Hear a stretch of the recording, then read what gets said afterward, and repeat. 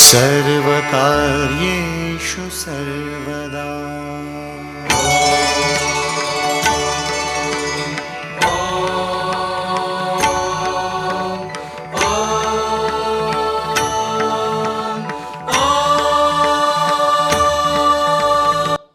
रंगभूमी व नाट्यरसिकांना विनम्र अभिवादन करून school of scholars Atre layout Nagpur सादर करत आहे बालनाट्य शोध. ट्रिंग ट्रिंग ट्रिंग ट्रिंग.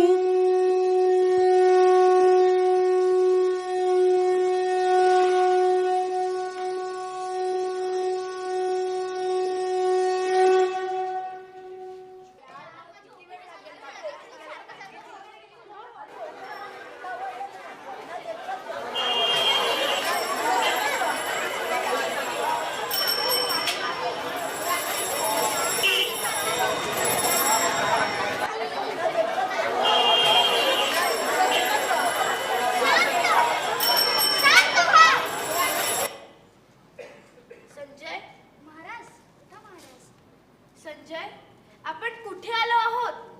हा आवाजांचा कोलाहल काय आहे? माझ्या कानांना हे कोणते विचित्र आवाज ऐकू येत आहेत? मला काहीच कळत नाहीये. हेच मानवाचं नव्या प्रकारचं जग आहे का?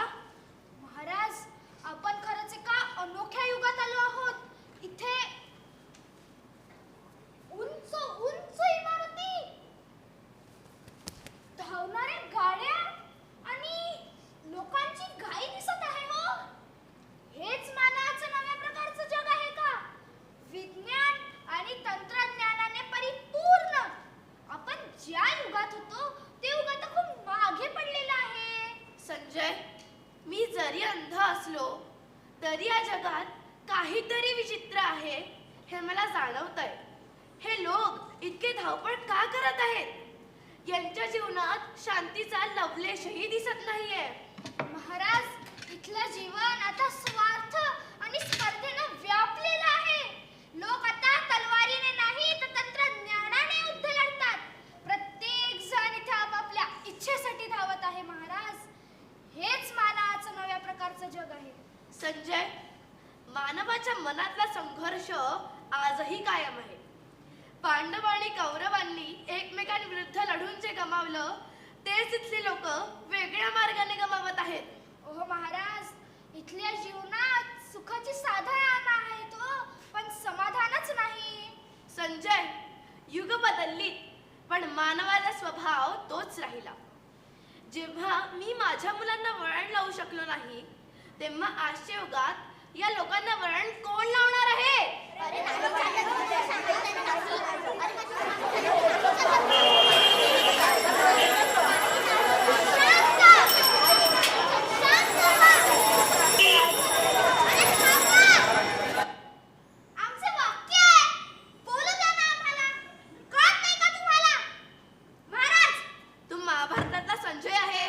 क्षमा असावी महाराज, क्षमा असावी. महाराज, या लोकांना कोणीच वळण लावू शकत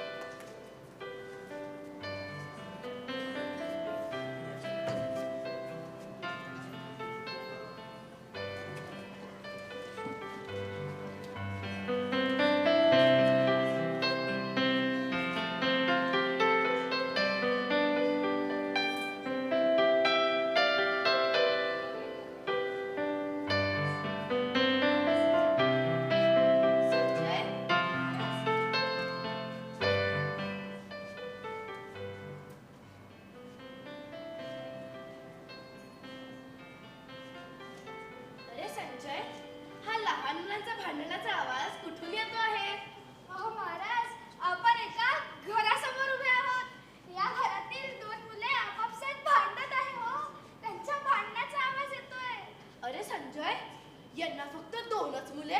होय महाराज. आमच्या काळात मुलांनी कसं गोकुळ भरून असायचं.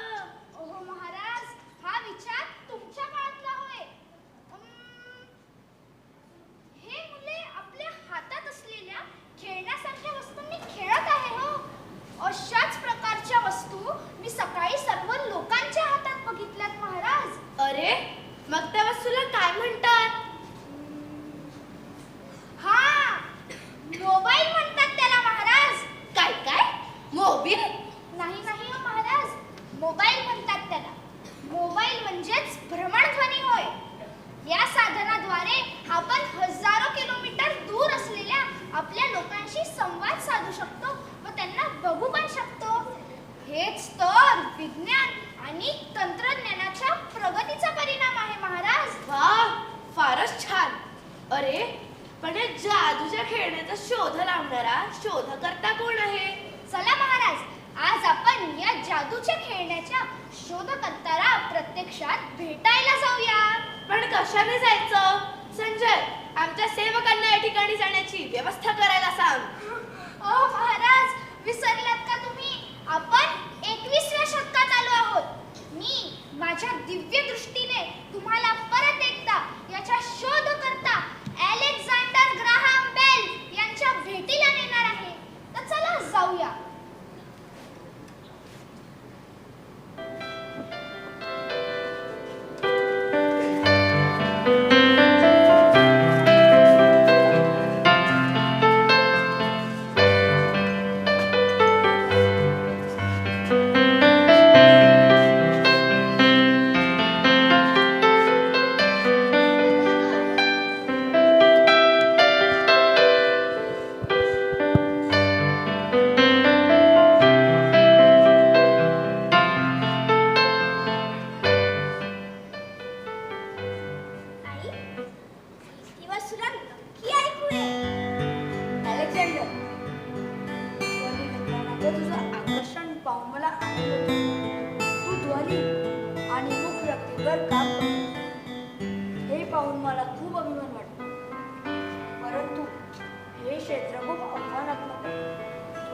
कठोर मेहनत करावी लागेल. बाबा, आईसाठी काहीतरी असे साधन निर्माण करायचे होते ज्यामुळे तिला ऐकायला किंवा संवाद साधायला मदत होईल असं मला खूप वाटतं. मला वाटतं की ध्वनीच्या माध्यमातून आपण मोठा बदल घडवू शकतो. तुम्हाला काय वाटते या बाबतीत? बरोबर बोलतोयस तू अलेक्झांडर.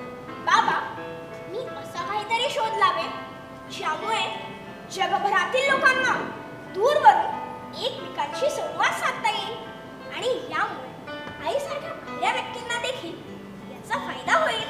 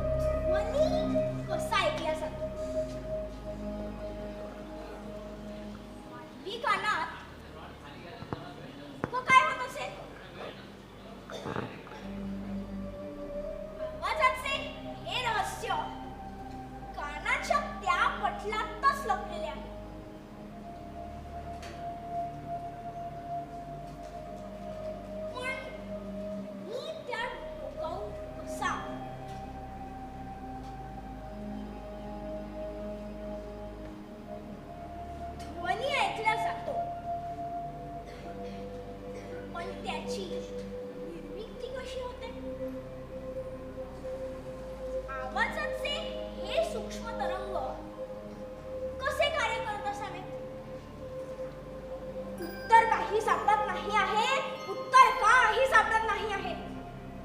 पण मला ते शोधायचं आहे, मला ते शोधायचंच आहे.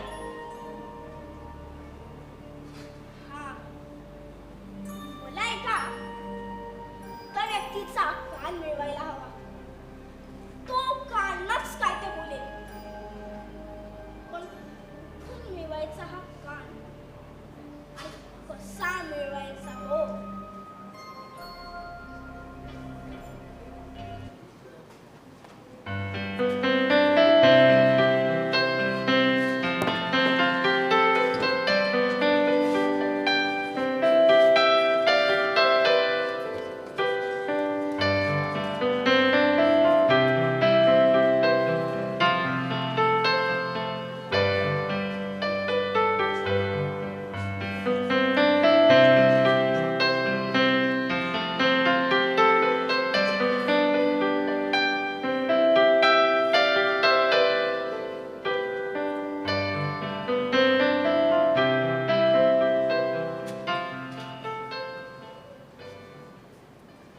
Excuse me, doctor.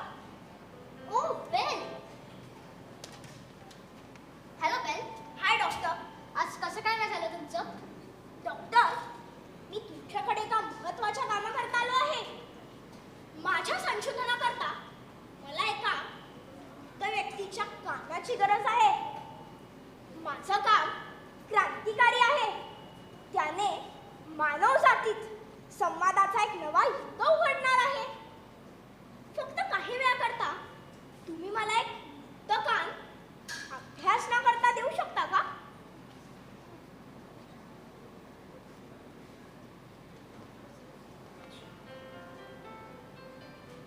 मी तुमची मदत करू शकतो. आत्ताच एक डेड बॉडी माझ्याकडे आली आहे. मी तुम्हाला कान देते.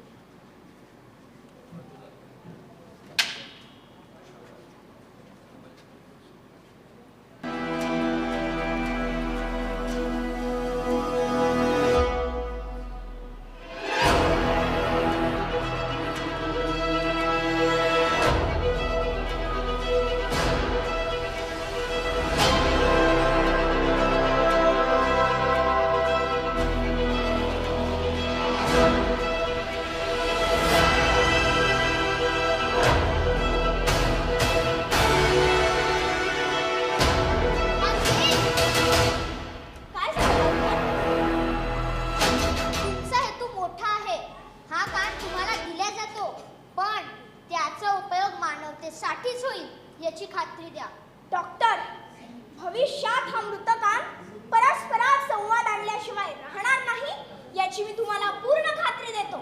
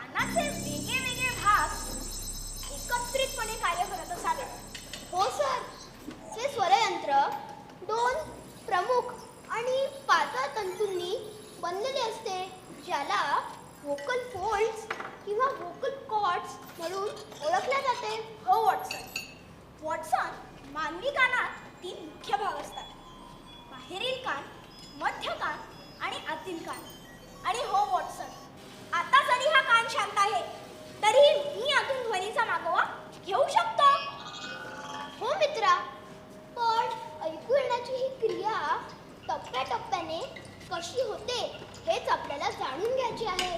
वॉटसन हा आहे मृत व्यक्तीचा कान. आपल्याला जो दिसतो तो असतो कानाचा बाहेरील भाग. हा बाहेरील भाग ध्वनिलहरी गोळा करतो. हो बेल, पण हे ध्वनिलहरी कर्णपटलावर कशी आदळतात? कर्णपटलावर आदळल्यावर त्यांचे पुढे काय होते याचाच आपल्याला शोध घ्यायचा आहे. वॉटसन, मी या कानात बोलल्यावर ध्वनिलहरी कानाच्या या नळीतून प्रवास करतात. हो बेल, पण या ध्वनिलहरींचे पुढे काय होते आणि ज्यामुळे आपल्याला ऐकू येते? वॉटसन, आपल्याला हे तर कळलं की ध्वनिलहरी कानाच्या या कर्णनलिकेतून प्रवास करतात. या कर्णनलिकेच्या पुढे असतो तो कानाचा पडदा, ज्याला कर्णपटल असे म्हणतात. हो बेल, हे ध्वनिलहरी कर्णपटलावर आदळल्यावर त्यांचे पुढे काय होते याचाच आपण शोध लावूया. वॉटसन, आपण कानाची एक प्रतिकृती तयार करून ध्वनिलहरींचा कर्णपटलावर काय परिणाम होतो हे प्रत्यक्षात पाहिलं तर? आपण प्रतिकृती तयार करून प्रत्यक्ष अभ्यास करूया. हो वॉटसन, चला.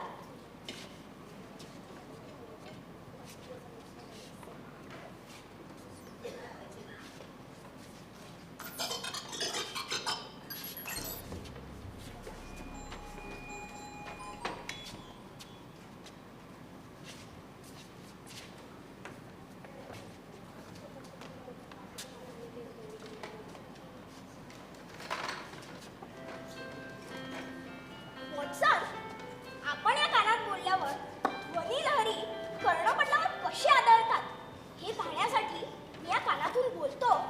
तू पलीकडे नीट लक्ष दे. त्यात काही बदल होतात का तेही पहा. हो बेल, मी तयार आहे. Team ready? हो सर. श्रीमान वॉटसन. श्रीमान वॉटसन. नाही बेल, तुझ्या बोलण्याचा या पडद्यावर काहीच परिणाम दिसून येत नाही.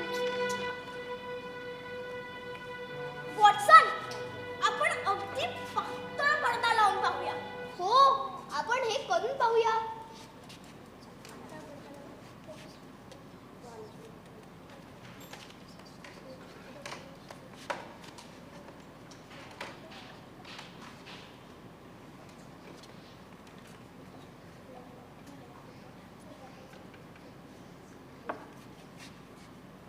Team ready?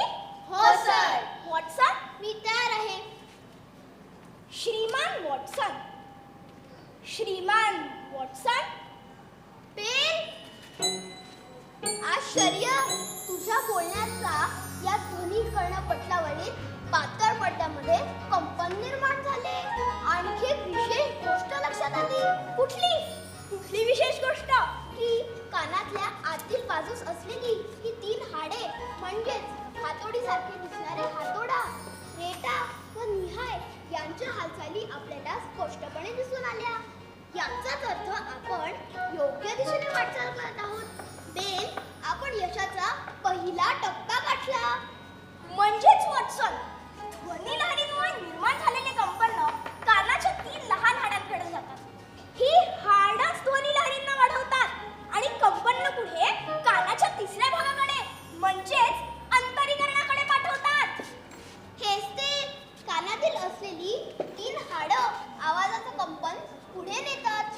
कानाच्या रचनेचं हेच स्वरूप जर आपण एका यंत्रात वापरून पाहिले तर आवाज लांबवर पोहोचवणं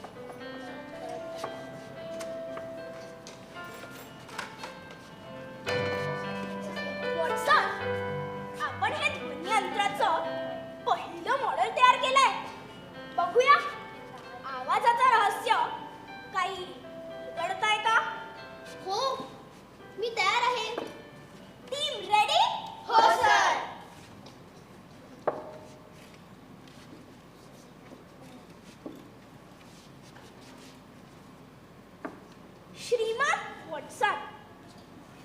श्रीमान वॉटसन. नाही बेल, तुझा आवाज अजिबात ऐकायला आला नाही. वॉटसन, हे काम इतकं सोपं नाही. आवाजाचे सूक्ष्म तरंगांचे रहस्य कसे कळणार? हे होतंय का?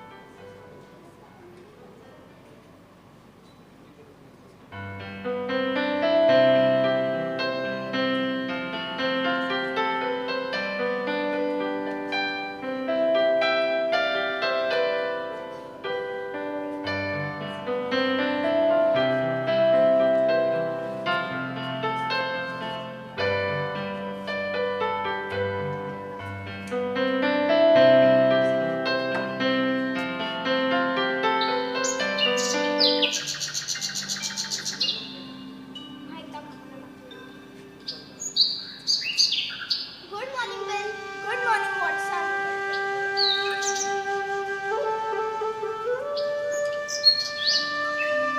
Good morning Bell sir. Good morning Watson sir. आम्ही तयार आहोत. Good morning team. Good morning team.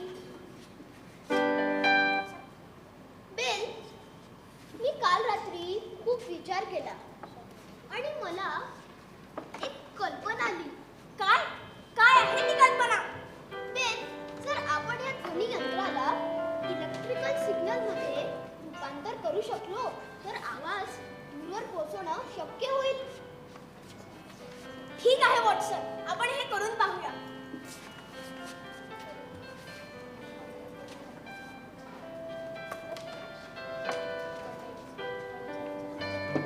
हे होतंय का? नाही सर, नाही वॉटसन. नाही होत आहे सर. वॉटसन, हे नाही होत आहे. आपल्याला अजून प्रयत्न करायला हवे. जिवंत आवाजाचा शोध घ्यायचा आहे आपल्याला. वॉटसन, आपण ज्या तारा वापरत आहोत त्या कदाचित ध्वनिलहरींना नीट वापरून येत नाही. मला वाटतं आपण चांदीची तार, लोखंडी तार, तांब्याची तार अशा वेगवेगळ्या प्रकारच्या तारा वापरून पाहिल्या तर. हो बेल, आपण पहिले लोखंडी तार वापरून पाहूया. ठीक आहे वॉटसन.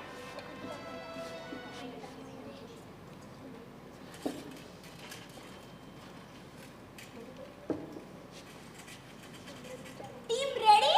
हो सर. वॉटसन, मी तयार आहे.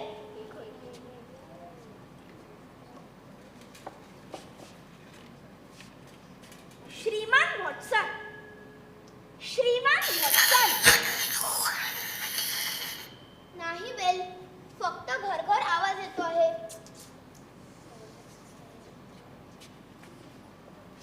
वॉटसन, आपण चांदीशी तार जोडून पाहूया. हो, आपण हे करून पाहूया.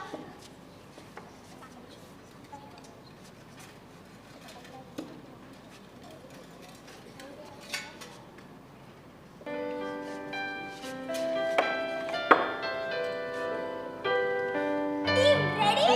हो सर. मी तयार आहे.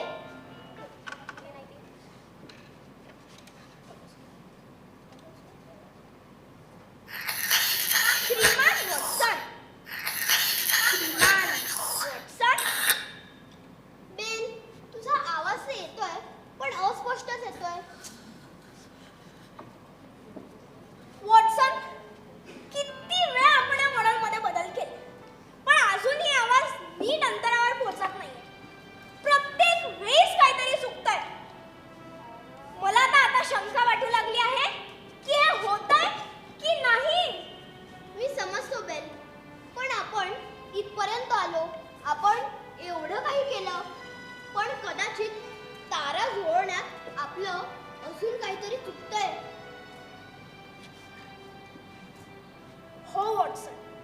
वॉटसन, आपण लोखंडी तार, चांदीची तार, तांब्याची तार या तिन्ही प्रकारच्या तारा वापरून पाहिल्या, पण तिघांमध्ये काही असा विशेष फरक दिसलाच नाही. त्यामुळे आपण तांब्याचीच तार वापरून पाहूया. हो बेल. आणि बेल, या विद्युत चुंबकाला गुंडाळण्यात आलेल्या तारांच्या गुंडाळण्याची संख्या जर आपण वाढवली आणि आवाज थेट पाठवला तर कदाचित आवाज स्पष्टपणे ऐकू येईल. ठीक आहे वॉटसन, आपण हे करून पाहूया.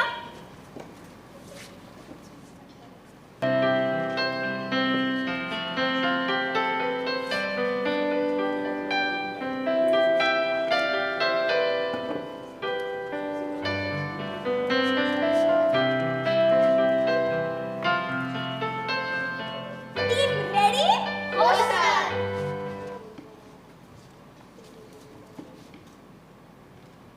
श्रीमान वॉटसन, इकडे या. मला तुमची गरज आहे. Mister Watson, come here. I want to see you. Congratulations Bell. मी तुझा आवाज ऐकू शकतो. हे ध्वनी दूरवर पोहोचवण्याचं यंत्र खरंच काम करतंय. आपण ते करून दाखवलं वॉटसन. इतकं काही करून आपण अखेर दूरध्वनीचं मूलतत्व शोधलं. हो बेल, हा प्रवास खडतर होता, पण आपलं ध्येय साध्य झालं. आता जगभरातील लोकांसाठी संवादाचा नवीन युग उघडणार. Congratulations Watson. Congratulations Bell. शाबाशिया, शाबाशिया, शाबाशिया, शाबाशिया, शाबाशिया, शाबाशिया, शाबाशिया, शाबाशिया.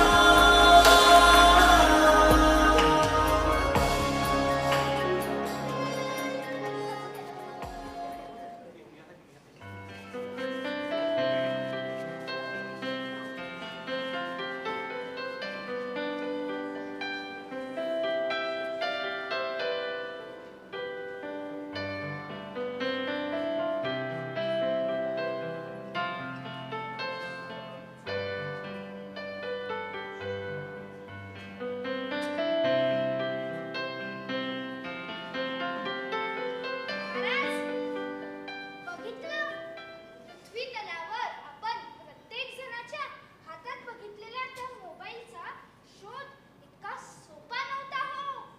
त्यासाठी अलेक्झांडर ग्राहम बेल यांनी रात्रंदिवस एक करून सर्व जगाला जवळ आणले.